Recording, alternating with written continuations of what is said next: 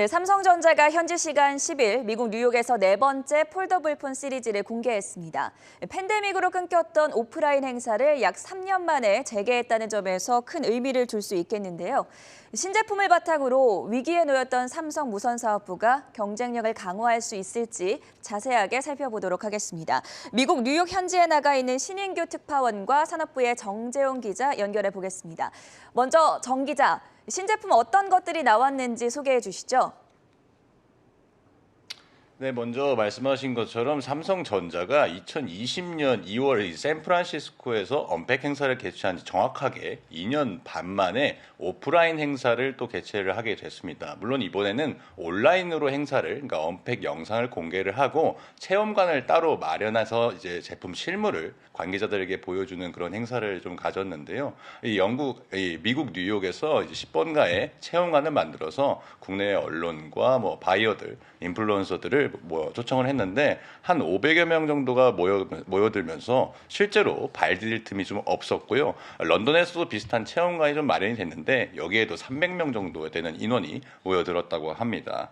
지난해부터 이제 삼성전자가 하반기에는 원래 이제 노트 시리즈를 좀 계속 출시를 하다가 하반기에 폴더블폰 시리즈, 지난해는 폴드 3 시리즈였죠. 이 폴더블폰 시리즈를 내놓고 있는데 올해도 이제 폴드 4와 플립 4, 그 다음에 워치 시리즈인 워치 5, 그 다음에 무선 이어폰인 버즈 2 프로까지 이렇게 공개를 했습니다. 아무래도 이제 소비자들 입장에서는 신작 스마트폰이 어떻게 생겼는지가 가장 궁금할 텐데요. 제가 이제 실제 신작 스마트폰을 좀 가져왔는데 이렇게 크게 생긴 게 Z 폴드 4고, 그 다음에 이거에 플립 4입니다. 아무래도 대화면 멀티태스킹에 맞춘 폴드 4와 그다음 디자인에 좀 초점을 맞춘 플립 4 이렇게 중점적으로 올해 하반기 삼성 전략 스마트폰으로 좀 자리매김할 전략입니다.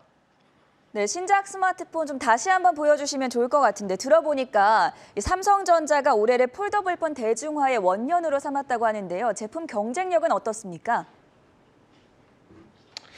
사실 이제 1년 전에 출시된 폴드 3와 플립 3를 아마 경험을 하신 소비자라면은 도대체 뭐가 어떻게 달라졌지라는 생각을 좀 할 수도 있습니다. 왜냐하면 제품 디자인에서 크게 달라진 게 실제로 없기 때문이거든요.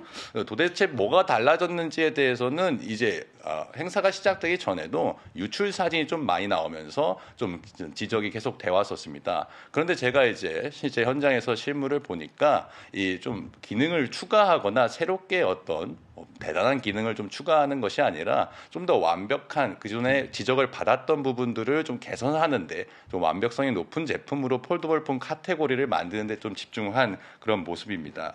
실제로 이제 폴드 같은 경우에는 제가 이렇게 보여드리기도 했지만 제품이 크잖아요.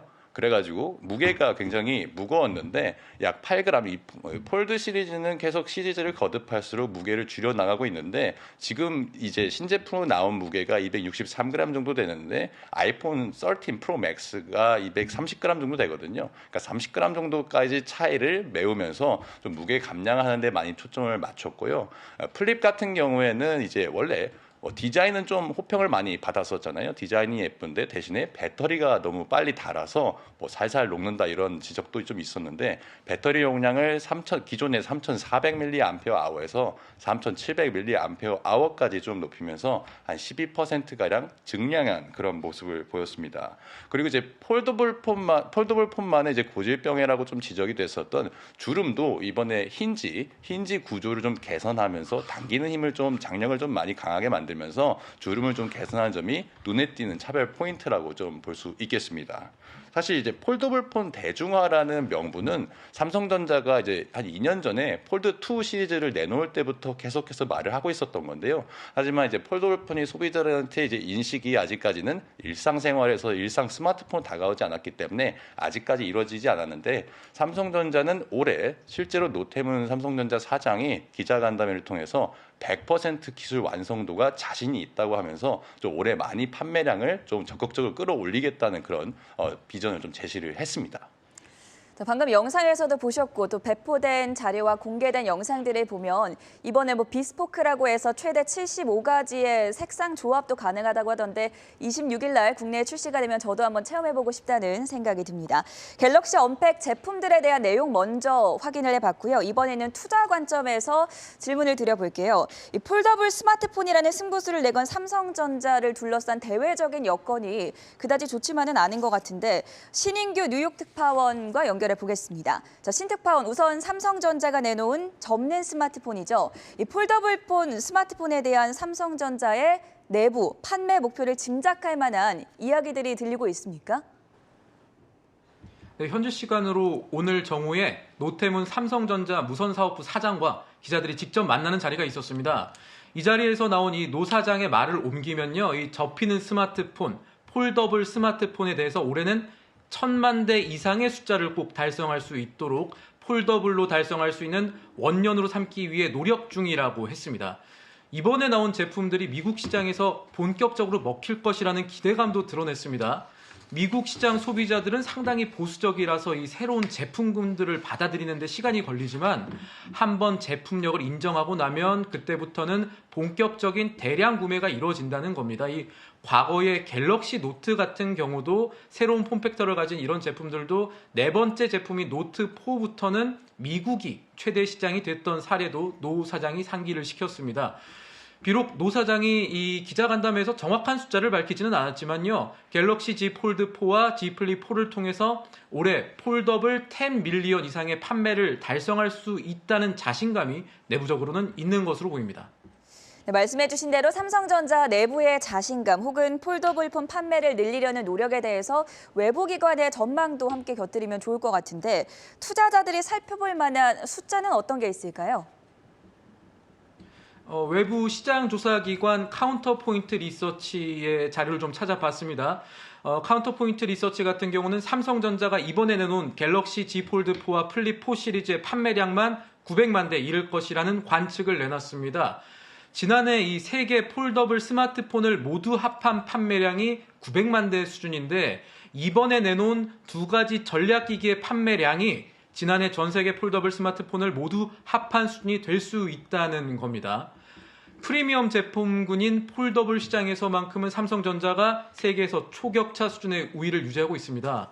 카운터포인트 리서치에 따르면은 갤럭시 언팩 전인 올해 상반기 세계 폴더블 폰 시장 점유율이 삼성전자가 62%로 1위입니다. 그 뒤를 점유율 16%의 화웨이가 따르고 있고요. 이외 기업의 시장 점유율은 오포를 비롯해서 4%를 넘지 못하는 상황입니다. 이런 상황에서 언팩에 공개했던 폴더블 스마트폰의 판매가 더해지게 되면 하반기 삼성전자의 폴더블 스마트폰 시장 점유율은 80%에 육박할 수 있다는 게 카운터포인트 리서치의 관측입니다. 네, 관련해서 하나 더 살펴볼 부분이 삼성전자를 둘러싼 거시적인 환경, 제가 앞서서도 매크로 환경이 그다지 좋지만은 않은 것 같다라고 언급을 했는데 경쟁사들의 동향은 또 어떻습니까? 맞습니다. 이 삼성전자의 전략 스마트폰 판매와 매출을 낙관하기 전에 좀 짚어봐야 할 부분이 있겠습니다. 최근에 스마트폰용 반도체 칩을 주로 설계하는 퀄컴 같은 경우도 매출액의 전망치를 좀 하향 조정하면서 스마트폰 수요가 핸드셋 수요가 줄어드는 점을 감안해야 한다 이런 설명을 내놓았었고요. 올해 2분기 기준입니다. 2분기 기준 세계 스마트폰 시장 출하량이 1년 전보다 9% 감소한 2억 9,450만 대를 기록했다는 통계도 나와 있습니다. 이것은 물론 이 중국 시장에서 코로나 봉쇄와 같은 영향으로 출하량 감소라는 직격탄을 맞은 영향이 있겠지만 하반기에도 원자재 값 상승과 고물가에 부담을 느낀 이 소비자들이 예상보다 지갑을 좀 덜 열 수 있다는 비관론을 무시할 수 없는 게 사실입니다. 애플의 최대 위탁 생산업체인 대만의 폭스콘도 스마트폰 수요가 둔화되고 있다고 언급한 점 역시 참고해 볼 부분이겠습니다. 다만 이 같은 수요 둔화라는 것이 저가 스마트폰에서 좀 두드러지고 있다는 점 역시 함께 살펴봐야겠습니다. 스마트폰 수요 둔화가 이 통계상으로 감지됐던 2분기 출하량 데이터를 하나하나 좀 따져보면요. $900 이상의 이 초고가 제품군의 출하량은 1년 전보다 사실 20% 이상 늘어났거든요. 삼성전자의 폴더블 스마트폰 가격대는 이 초고가 제품군에 해당을 합니다. 이 여러 가지 거시 환경 또 다가올 애플의 아이폰 14 출시와 같은 변수들 속에서도 이 삼성전자가 선전을 하고 또 고가 제품을 수요를 가져와야 하는 것이 이 회사의 목표이자 과제가 됐습니다. 홍콩계 증권사인 CLSA의 이 산지비 라나 애널리스트 같은 경우는 이번에 나온 갤럭시 Z 폴드 4와 Z 플립 4의 가격과 마진을 고려했을 때 폴더블 기기가 삼성전자의 새로운 캐시카우가 될 가능성이 될 수 있다고 분석을 했습니다. 출하량만 보면 폴더블 제품이 삼성 스마트폰 제품군 가운데 6분의 1 수준에 불과하지만 모바일 영업이익의 60%가 여기서 나올 수 있다고 본 겁니다. 지금까지 삼성전자 갤럭시 언팩 현장 소식 전해드렸고요.